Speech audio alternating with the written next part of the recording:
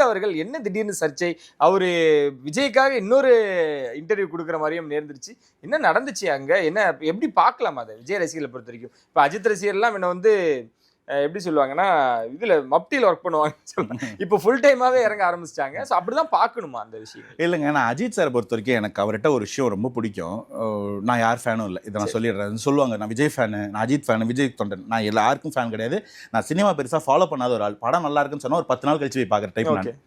அஜித் சார்கிட்ட நான் ரொம்ப வியக்கிற ஒரு விஷயம் என்னன்னா, ஸ்ட்ரெயிட் ஃபார்வர்டுங்க. என்ன சொல்றதுன்னா, இவ்வளோ ஸ்ட்ரெயிட் ஃபார்வர்டாக ஒரு மனுஷன் இருக்க முடியுமான்னு பார்க்கலாம். அதுக்கு நான் ஒன்று சொன்னால் கரெக்டாக இருக்கும். 2009-10 காலகட்டத்தில் நிர்பந்திச்சு ஸ்டேஜுக்கு விடும்போது இப்படி ஒரு தலைவரை உட்கார வச்சு ஸ்டேஜில் பேசின மனுஷன், எங்களை எங்கள் வேலையை பார்க்க விடுங்கன்னு சொன்ன மனுஷன். அந்த வேலையில் அவர் என்னைக்குமே சரியா இருக்காரு. அவரோட பேஷன், அவரோட ஒர்க்கு, அதை தெளிவாக அதை ஒரு டைனமிக்ஸோட கொண்டு போகிற அவர் ஒரு விதம். அதுக்கு அப்படியே நேர் ஆப்போசிட்ல விஜய் சார் வந்து இந்த மக்களுக்காக தான் இந்த படம், இந்த மக்களுக்காக தான் நான் இருக்கேன் அப்படின்ற ஒரு டைனமிக்ல இருக்க 2 பேர். விலை போகாத இருவர்னு நான் சொல்லுவேன் 2 பேரும். அப்படிப்பட்ட ஒருத்தரை வந்து ஒன்று பேச வச்சு அவரோட கார் ரேஸ் எடுத்துருந்து நம்ம உரிமை கொண்டாடிப்போம். அவர் வண்டி கலரில் இருக்கிறத போட்டு நாங்கள் வந்து ஸ்டேட் கவர்மெண்ட் ஸ்பான்சர்னு பேசிப்போம். அவர் இதை பேசினா அதுக்காக பேசுறாருன்னு சொல்லும்போது அவர் எவ்வளோ ஒரு போல்டான ஆள்னா, நான் பேசினது திருச்சி பேசிட்டு இருக்கிறவங்களுக்கு இது நல்லது இல்லை, அதோட நிப்பாட்டுங்கன்னு சொல்றாருன்னா அவர் போல்ட்லெஸ். அவர் அன்பயாஸ்டா இருக்கிறார். அந்த இடத்துல அவர் சொன்னது ரொம்ப நியாயம். கூட்டத்தை காமிச்சு ஒன்று பண்ணாதீங்க, உங்க பெருமையை காட்டாதீங்கன்னு சொன்னது நான் எப்படி புரிஞ்சுக்கிறேன்னா, கூட்டம் வராத ஒருத்தன் 200 ரூபா கொடுத்து கூட்டத்தை காட்டுறான் பாருங்க, அவனை சொன்ன மாதிரி நான் புரிஞ்சுக்கிறேன். அட் த சேம் டைம் மக்கள் மேலேயும் அவர் ஒரு கேள்வி வைக்கிறாரு. அப்படி கூட்டத்தில் போய் நீ என்ன பண்ண போற?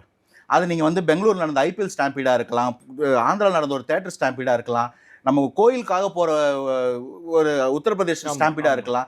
இது எல்லாத்தையுமே நம்ம சேர்ந்து அவர் மீன் பண்ணுறாரு. கரூரில் நடந்த ஸ்டாம்பீடை நான் அதில் சேர்த்து தான் மீன் பண்ணுறாரு. ஸோ மக்கள் மேலே இருக்கிற அக்கறை, விஜய் சார் வரணுன்ற மேபி அவருக்கு அந்த ஆதரவு இருக்கலாம், இல்லாட்டி வந்து நான் விஜய் சாருக்கு எதிராக இருக்குன்ற கருத்தை நீ திணிக்காதன்ற ஒரு தெளிவு இருக்கலாம். ஸோ ஒரு அன்பயாஸ்டான ஒரு மனுஷன், அவருக்கு ஒரு தெளிவு இருக்கு. எப்படிலாம் ஒருத்தரோட கருத்தை திரிச்சிக்கலான்னு பார்க்குறவங்களோட வாய்ப்புக்கு அவர் இடமே கொடுக்கல. அவர் ரொம்ப ஸ்டபனாக இருக்காருன்னு புரிஞ்சுக்கிறேன். தவறும் இங்கே இருக்கிறவங்க எப்படி தெரியுங்களா, 2 ஆப்ஷன். அவருக்கு இப்போ விஜய் வரக்கூடாதுன்னா அஜித் சாரை கொண்டாடுவாங்க. இப்போ அஜித் சார் வந்து விஜய்க்கு சப்போர்ட்டாக போயிட்டாலோ இல்லை நியூட்ரலாக இருந்துட்டாலோ உடனே அவர் வேற ஸ்டேட்டுக்காரன், அவன் இது அதுன்னு சொல்லுவான். இதையும் அவரே கோட் பண்ணுறாரு. இன்னைக்கு இப்படி பேசுகிறவன் நாளைக்கு என்னையை வந்து வேற ஒரு காரணம் சொல்லுவான்.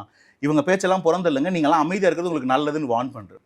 ஸோ ரொம்ப ஒரு ஹானஸ்டான ஜென்டில்மேனாக பார்க்குறேன். அந்த இடத்துல அவர் சொன்ன அந்த கருத்தை வந்து நான் ரொம்ப ஏற்றுக்கிறேன். கூட்டம் இது மாதிரி இருக்கக்கூடாது, நம்ம எல்லாரும் வந்து ஒரு டெக்கோரத்துக்குள்ளே வரணும். தலைவர்கள் எல்லா தலைவர்களும் அதை புரிஞ்சுக்கணும். மக்களும் வந்து உங்களோட ஜனநாயக கடமையில் அதை சரி பண்ணுங்க, க்ரௌடில் போய் மாட்டாதீங்கன்னு சொல்கிறாரு. அது எல்லாரோட உண்மையான கருத்து தானே. அந்த துயரம் நடந்தவனுக்கு எல்லாருக்கும் அப்படி தானே. கண்டிப்பாக. அதனால் அது ஒரு ரொம்ப ஆரோக்கியமான கருத்தை பார்க்குறேன்.